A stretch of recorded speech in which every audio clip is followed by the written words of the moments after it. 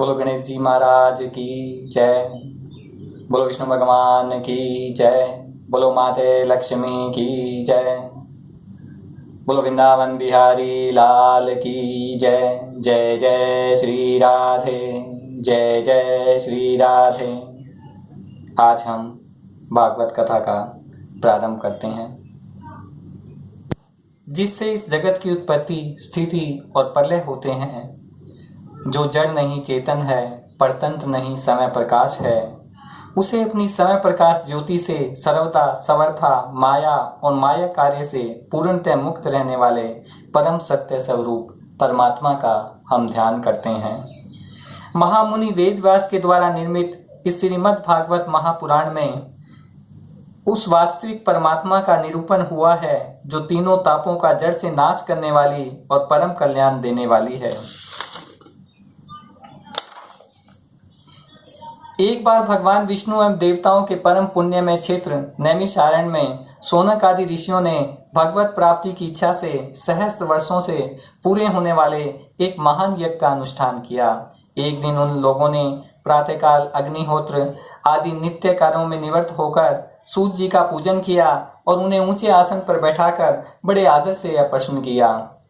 ऋषियों ने कहा, सूर्य जी, आप निष्पाप हैं। आपने समस्त इतिहास, पुराण और धर्म शास्त्रों का विधि पूर्वक अध्ययन किया है तथा उनकी भली भांति व्याख्या भी की है।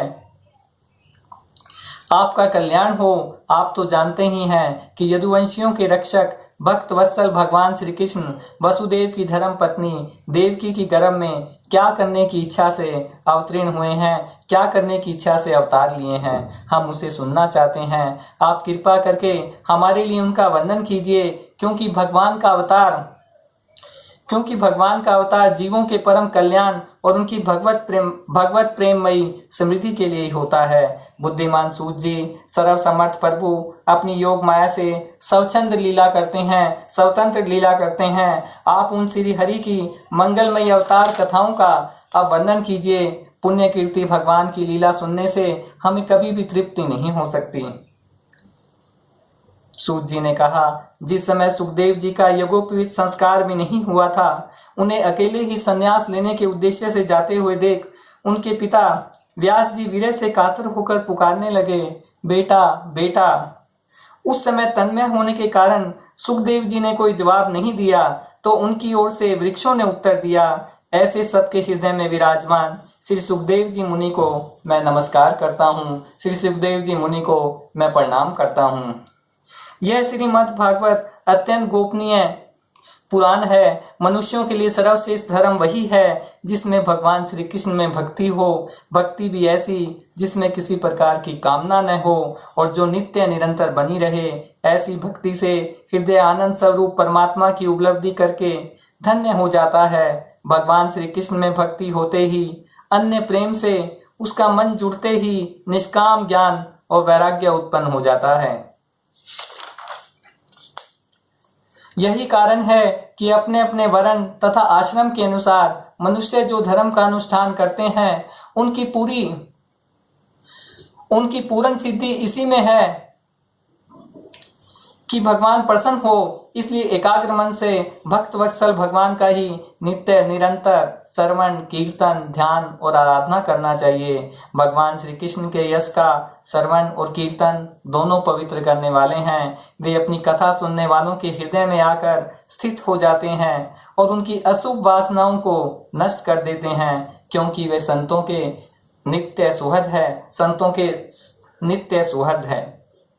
वेदों का तात्पर्य श्री कृष्ण में ही है। यज्ञों का उद्देश्य श्री कृष्ण ही है। योग श्री कृष्ण के लिए ही किए जाते हैं। समस्त कर्मों की समाप्ति भी श्री कृष्ण में ही है। ज्ञान से ब्रह्म स्वरूप की श्री कृष्ण की ही प्राप्ति होती है। तपस्या श्री कृष्ण की प्रसन्नता के लिए ही की जाती है। श्री कृष्ण के लिए ही धर्मों का अनुष्ठान होता है और सब गतियां श्री कृष्ण में ही समा जाती हैं।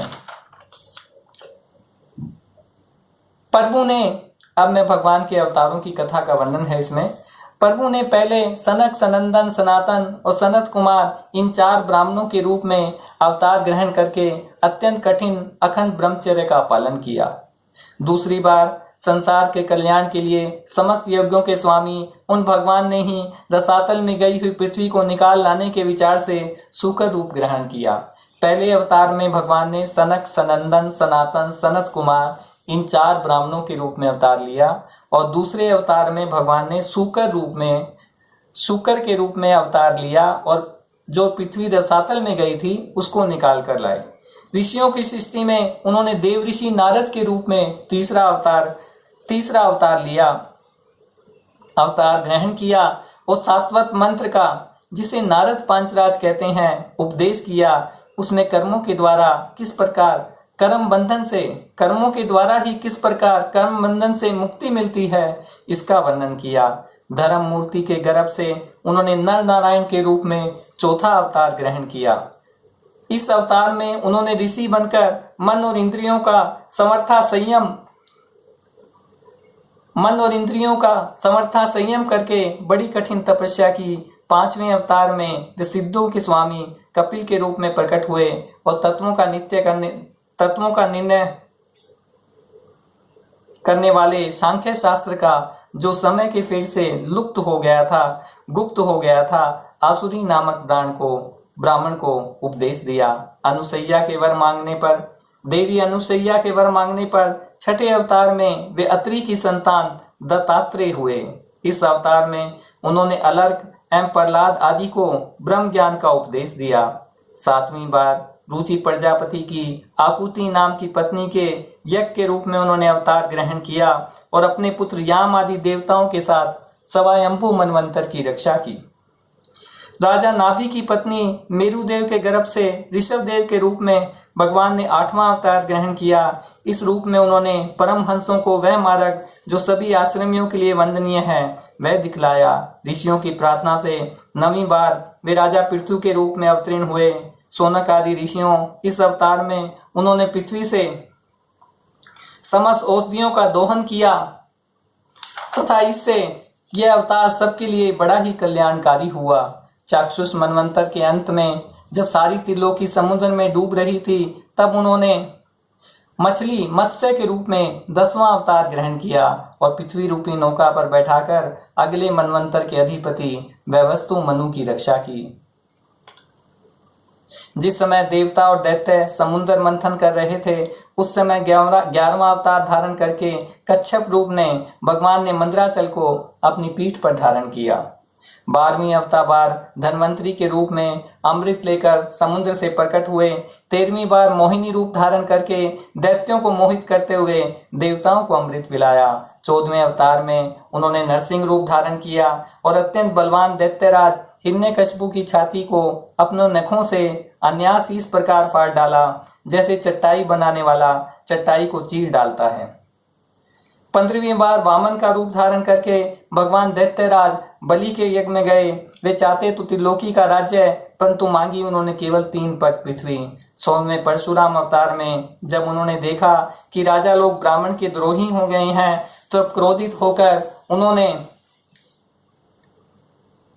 पृथ्वी को 21 बार क्षत्रियों से शून्य कर दिया। इसके बाद 17वें अवतार में सत्यवती के गर्भ से पराशर जी के द्वारा वे व्यास के रूप में अवतरित हुए। उस समय लोगों की समझ और धारणा शक्ति कम देखकर आपने वेद रूप वृक्ष की कई शाखाएं बना दी। 18वीं बार देवताओं का कार्य संपन्न करने की इच्छा से उन्होंने राजा के रूप में राम अवतार ग्रहण किया। सेतु बंधन, रावण वध आदि वीरता पूर्वक बहुत सी लीलाएं की।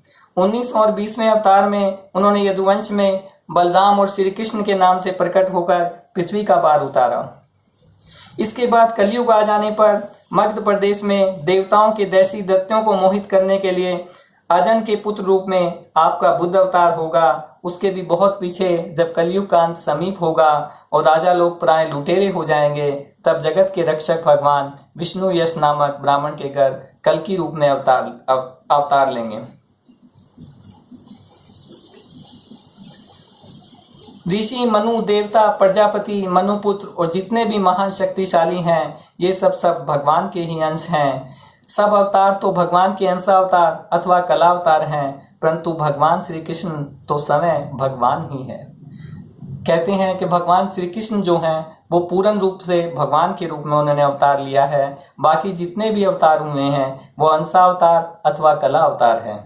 जब लोग दैत्यों के व्यभिचार से व्याकुल हो उठते हैं तब युग युग में अनेक रूप धारण करके भगवान उनकी रक्षा करते हैं। भगवान के दिव्य जन्मों की यह कथा अत्यंत गोपनीय रहस्यमयी है। जो मनुष्य एकाग्रचित्त से नियम पूर्वक सायकाल और प्रातःकाल प्रेम से इसका पाठ करता है वह सब दुखों से छूट जाता है।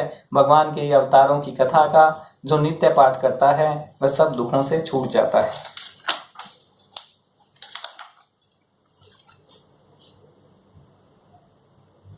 सूत जी कहते हैं इस वर्तमान चतुर्युग के तीसरे युग में द्वापर में महर्षि पराशर के द्वारा वसु कन्या सत्यवती के गर्भ से भगवान के कला अवतार योगीराज व्यास जी का जन्म हुआ।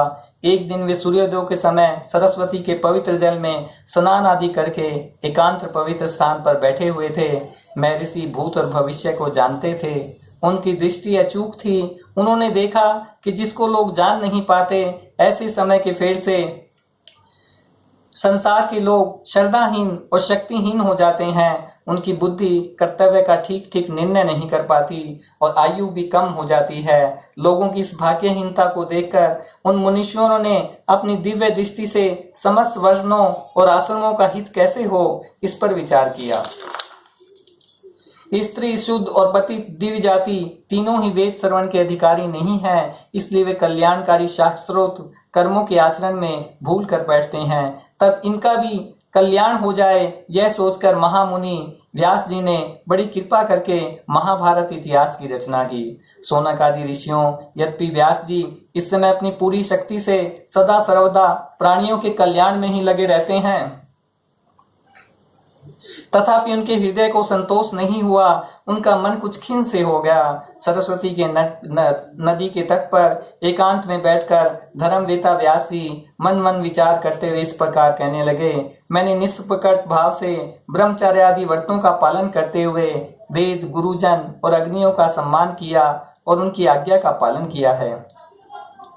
महाभारत की रचना के बहाने मैंने वेद के अर्थ को खोल दिया है, जिससे स्त्री शूद्र आदि भी अपने अपने धर्म कर्म का ज्ञान प्राप्त कर लेते हैं। यद्यपि मैं ब्रह्म तेज से संपन्न एवं समर्थ हूँ, तथापि मेरा हृदय कुछ अपूर्ण काम सा जान पड़ता है। मेरा हृदय कुछ अधूरा सा जान पड़ता है। अवश्य ही अब तक मैंने भगवान को प्राप्त कराने वाले धर्मों का निरूपण नहीं किया है। मैंने भगवान को प्राप्त कराने वाले धर्मों का वर्णन नहीं किया है।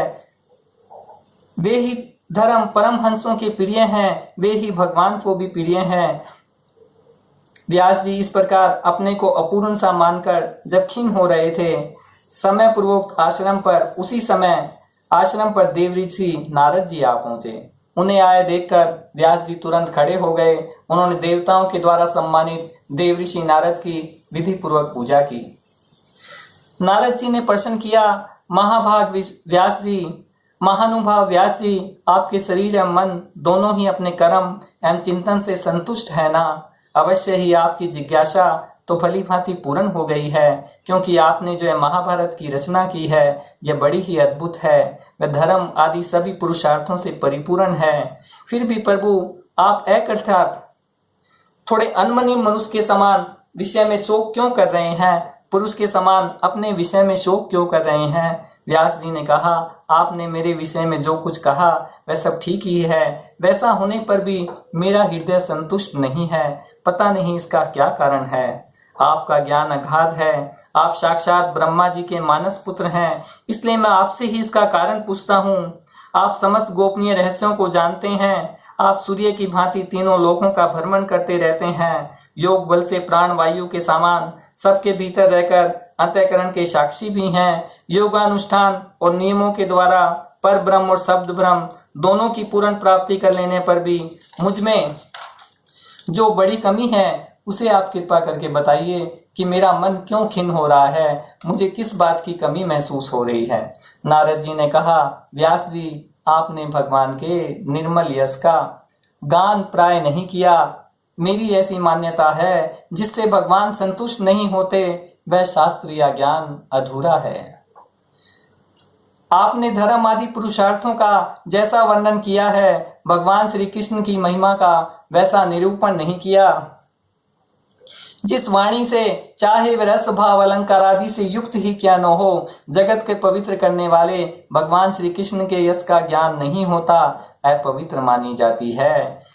इसके विपरीत जिसमें सुंदर रचना भी नहीं है और जो दूषित शब्दों से युक्त है, परंतु जिसके प्रत्येक श्लोक में भगवान के नामों से युक्त है, वह वाणी लोगों के सारे पापों का नाश कर देती है, क्योंकि सत्पुरुष ऐसी ही वाणी का श्रवण मनन गान और कीर्तन किया करते हैं। वह निर्मल ज्ञान भी है जो मोक्ष की प्राप्ति का साधन साक्षात साधन है। यदि भगवान की भक्ति से रहित हो तो उसकी उतनी शोभा नहीं होती। इसलिए अब आप संपूर्ण जीवों को बंधन से मुक्त करने के लिए समाधि के द्वारा अचिंत्यशील भगवान की लीलाओं का स्मरण कीजिए, जिनसे जगत की उत्पत्ति स्थिति और प्रलय होती है। वे भगवान ही इस विश्व के रूप में भी हैं। ऐसा होने पर भी वे इसके विलक्षण हैं। इस बात को आप स्वयं जानते हैं, तथापि मैंने आपको संकेत मात्र कर दिया है। अब नारद मुनि अपने जीवन के बारे में बतला रहे हैं। नारद जी कहते हैं, मुने, मैं पूर्व जन्म में वेदवादी ब्राह्मणों की एक दासी का लड़का था। नारद मुनि कह रहे हैं कि मैं वेदवादी ब्राह्मणों की एक दासी का लड़का था। वे योगी वर्षा ऋतु में एक स्थान पर चातुर्मास्य कर रहे थे। बचपन में ही मैं उनकी सेवा में नियुक्त कर दिया गया था। मैं यद्यपि बालक था, फिर भी किसी प्रकार की चंचलता नहीं करता था, खेल कूद से दूर रहता था और आज्ञा अनुसार उनकी सेवा किया करता था। मैं बोलता भी बहुत कम था। मेरे इस शील स्वभाव को देखकर समदर्शी मुनियों ने मुझ सेवक पर अत्यंत अनुग्रह किया। उनकी अनुमति प्राप्त करके बर्तन में लगा हुआ जूठन मैं एक बार खा लिया करता था। इससे मेरे सारे पाप धुल गए। इस प्रकार उनकी सेवा करते करते मेरा हृदय शुद्ध हो गया। वे लोग जैसा भजन पूजन करते थे उसमें मेरी भी रुचि हो गई। प्यारे व्यास जी, उस सत्संग में उन लीला गान परायण महात्माओं के अनुग्रह से मैं प्रतिदिन श्री कृष्ण भगवान की मनोहर कथाएं सुना करता। श्रद्धा पूर्वक एक एक पद याद करते करते प्रिय कीर्ति भगवान में मेरी रुचि हो गई। जब भगवान में मेरी रुचि हो गई तब उन मनोहर कीर्ति प्रभु में मेरी बुद्धि भी निश्चल हो गई। इस प्रकार शरद और वर्षा, इन दो ऋतुओं में 3 समय उन महात्मा मुनियों ने हरि के निर्मल यश का संकीर्तन किया और मैं प्रेम से प्रत्येक बात सुनता रहा। अब चित्त के रजोगुण और तमोगुण को नाश करने वाली भक्ति का मेरे हृदय में उत्पन्न हो गई। मैं उनका बड़ा ही अनुरागी था, विनयी था। उन लोगों की सेवा से मेरे पाप नष्ट हो चुके थे। मेरे हृदय में श्रद्धा थी, इंद्रियों में संयम था, शरीर वाणी और मन से मैं उनका आज्ञाकारी था। उन दीन वत्सल महात्माओं ने जाते समय कृपा करके मुझे उस गुप्त ज्ञान का उपदेश दिया जिसका उपदेश समय भगवान ने अपने श्री मुख से किया है। बोले जाते समय उन ऋषियों ने उस गुप्त ज्ञान का उपदेश दिया जिसका उपदेश श्री भगवान ने समय अपने मुख से किया है। उस उपदेश से ही जगत के निर्माता भगवान श्री कृष्ण की माया के प्रभाव को मैं जान सका, जिसके जान लेने पर उनके परम पद की प्राप्ति हो जाती है। बोलो सच्चिदानंद भगवान की जय। व्यास जी ने पूछा, नारद जी, जब आपको ज्ञानोपदेश करने वाले महात्मा गान चले गए तब आपने क्या किया? नारद जी कहते हैं, मुझे ज्ञानोपदेश करने वाले महात्मा गण जब चले गए तब मैंने इस प्रकार अपना जीवन व्यतीत किया। यद्यपि उस समय मेरी अवस्था बहुत छोटी थी। मैं अपनी माता का इकलौता लड़का था। एक तो वह स्त्री थी, दूसरे मूढ़ और तीसरी दासी थी। मुझे भी उसके सिवा कोई सहारा नहीं था। उसने अपने को मेरे स्नेह पास में जकड़ रखा था। मैं मेरी चिंता तो बहुत करती थी, परंतु पराधीन होने के कारण कुछ भी कर नहीं पाती थी।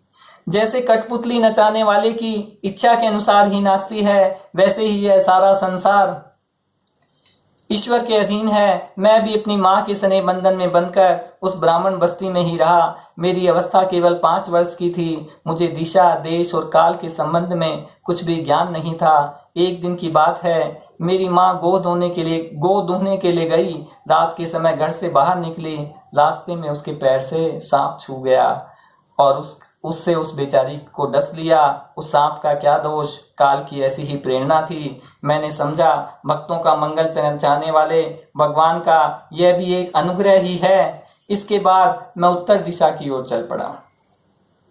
चलते चलते मेरा शरीर और इंद्रियां स्थिर हो गई। मुझे बड़े जोर की प्यास लगी। भूखा तो था ही। वहां एक नदी मिली। उसके कुंड में मैंने स्नान किया, जलपान और आचमन किया। इससे मेरी थकावट मिट गई। उस निर्जन वन में एक पीपल के नीचे आसन लगाकर मैं बैठ गया।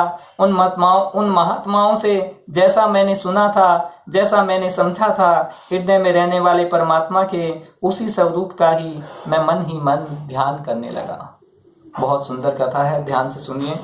जैसा मैंने उन महात्माओं से सुना था, परमात्मा के उसी स्वरूप का मैं मन ही मन ध्यान करने लगा। भक्ति भाव से वशीकृत चित्त द्वारा भगवान के चरण कमलों का ध्यान करते ही भगवत प्राप्ति की लालसा से मेरे नेत्रों में आंसू छलछलाए और हृदय में धीरे धीरे भगवान प्रकट हो गए। व्यास जी, उस समय प्रेमा भाव से मेरा रोम रोम पुलकित हो गया। हृदय अंतन शांत और शीतल हो गया। उस आनंद की बाढ़ में मैं ऐसा डूब गया, मुझे अपना और तनिक भी ध्यान न रहा। भगवान का अनिवार्य रूप समस्त लोगों को नाश करने वाला और मन के लिए अत्यंत लुभावना था। सहसा वह रूप गायब हो गया। उसे न देख मैं बहुत ही विकल हो गया। अनमना सा होकर, उदास होकर आसन से उठ गया। मैंने उस स्वरूप का दर्शन फिर करना चाहा, किंतु मन को हृदय में समाहित करके बार बार दर्शन की चेष्टा करने पर भी उसे नहीं देख सका। मैं अतृप्त के समान आतुर हो उठा, दुखी हो उठा। इस प्रकार निर्जन वन में मुझे प्रयत्न करते देख समय भगवान ने, जो वाणी के विषय नहीं है, बड़ी गंभीर और मधुर वाणी से मेरी शोक को शांत करते हुए ये कहा, खेद है, इस जन्म में तुम मेरा दर्शन नहीं कर सकोगे। जिसकी वासनाएं पूर्णता शांत नहीं हो गई है, उन अधकचरे योगियों को मेरा दर्शन अत्यंत दुर्लभ है। निष्पाप बालक, तुम्हारे हृदय में मुझे प्राप्त करने की लालसा जागृत करने के लिए ही मैंने एक बार तुम्हें अपने रूप की झलक दिखाई है। मुझे प्राप्त करने की आकांक्षा से युक्त साधक धीरे धीरे हृदय की संपूर्ण वासनाओं का भली भांति त्याग कर देता है। संत सेवा से ही तुम्हारी चित्तवृत्ति मुझ में स्थिर हो गई। अब तुम इस शरीर को छोड़कर मेरे पार्षद हो जाओगे। मुझे प्राप्त करने का तुम्हारा दृढ़ निश्चय कभी किसी प्रकार नहीं टूटेगा। समस्त सृष्टि का प्रलय होने पर भी मेरी कृपा से तुम्हें मेरी याद बनी रहेगी। आकाश के समान अव्यक्त सर्वशक्तिमान महान परमात्मा इतना कहकर चुप हो गए। उनकी इस कृपा का अनुभव करके मैंने उन श्रेष्ठों से भी श्रेष्ठतर भगवान को सिर झुकाकर प्रणाम किया। बोलो वृंदावन बिहारी लाल की जय।